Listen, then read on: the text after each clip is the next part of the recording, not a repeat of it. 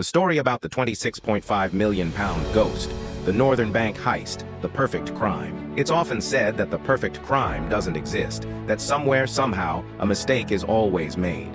A fingerprint left on a glass, a witness who saw too much, a loose thread that unravels the whole sweater. But what if you didn't need to break in?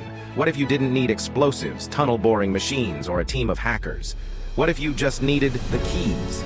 On a cold December night in 2004, in the heart of Belfast, a gang of men pulled off the single biggest bank robbery in British and Irish history. They walked away with £26.5 million. They didn't break down the doors, they walked right through them. And when they vanished into the night, they didn't just take the cash, they nearly took the Northern Ireland peace process down with them. This is the story of the Northern Bank robbery. And 20 years later, the question remains, how did they get away with it? The knock on the door. To understand this heist, you have to understand that it didn't start at the bank. It started in the living rooms of two terrified families.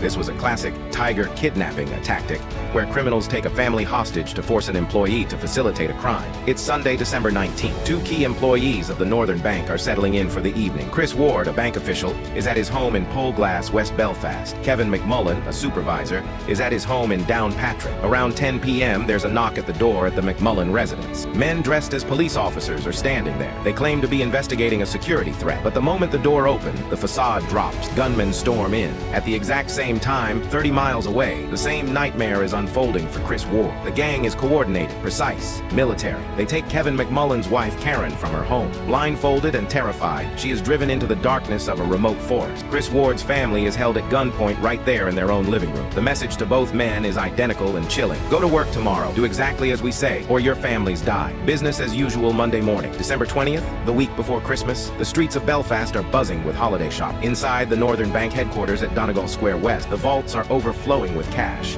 stocked up for the holiday rush. Chris Ward and Kevin McMullen arrive for work. To their colleagues, it's just another Monday, but both men are wearing wires, or rather, they are carrying mobile phones provided by the gang, waiting for instructions. Every move they make is being watched. The psychological pressure is immense. At lunch, the phone rings. It's the test. The gang orders Chris Ward to go to the vault, take a sports bag, and fill it with £1 million in cash. He has to walk it out of the bank, down the street to a bus stop, and hand it to a stranger. Imagine that walk, carrying £1 million in a gym bag, surrounded by police patrols, CCTV, and pedestrians. Ward hands the bag over. The stranger takes it and walks away. It was a test of obedience, and they pass. The heist. With the test complete, the real operation begins. It's now after closing time. The bank is locked up. The cleaners are working. Chris Ward and Kevin McMullen remain inside. They unlock the main vaults. Inside are crates, literally crates of cash. Millions in sterling, millions in euros, millions in US dollars. The gang's instructions are braced. They don't want the money in duffel bag. They want it in the trash. The employees are ordered to pack the cash into large plastic rubber